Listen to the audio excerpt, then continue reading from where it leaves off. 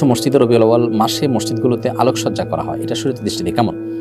মসজিদ আল্লাহর ঘর, এখানে আলোকসজ্জা, অতিরিক্ত লাইটের ব্যবহার, পর্যাপ্ত লাইটের ব্যবহার করে যে আলোকসজ্জা করা হয়ে থাকে, এটা যারা করে থাকেন রবিউল আউয়াল উপলক্ষে ইবাদত, বন্দেগী, নেক আমল, সওয়াবের কাজ মনে করে থাকেন।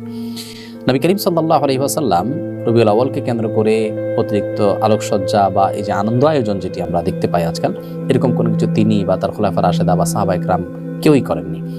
অতএব এই রবিউল আউয়াল তাদের সময়ও ছিল, নবী সাল্লাল্লাহু আলাইহি ওয়াসাল্লামের জন্মের এই দিনটি তাদের সময়ও ছিল। তারা যে কাজ করেননি সেই কাজকে যদি আমরা ইসলামের কাজ বানিয়ে নিই তাহলে সেটি বিদআতে পর্যবসিত হবে।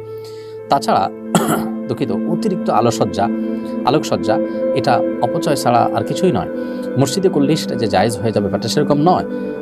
আপনি সীমা রেখা ছাড়িয়ে পুরো ভবনকে আলোকিত করে ফেললেন, প্রতি 2-4 ইঞ্চির মধ্যে একটা করে লাইট লাগালেন। নিঃসন্দেহে ইসলাম আমাদেরকে যে মিতব্যয়ী হতে বলে, আমাদেরকে যে হিসেবি হতে বলে, এটি তার সাথে যায় না। অতএব আল্লাহর ঘর যেখান থেকে মানুষ শিখবে সেই জায়গাটাতে অন্তত আমাদের মিতব্যয়ী হওয়ার পরিচয় দিতে হবে। আর সবচেয়ে বড় কথা যেটি বলেছি, যে ইবাদত বা সওয়াবের কাজ, নেক আমল মনে করে যেটি আপনি করছেন সেটি কোরআন এবং সুন্নাহ কর্তৃক নির্দেশিত না হলে সেটি কিন্তু বিদআতে পর্যবসিত হবে। বিধায় এই বিষয়টিতে আমাদের সাবধানতা সর্বোচ্চ লেভেলে থাকা দরকার।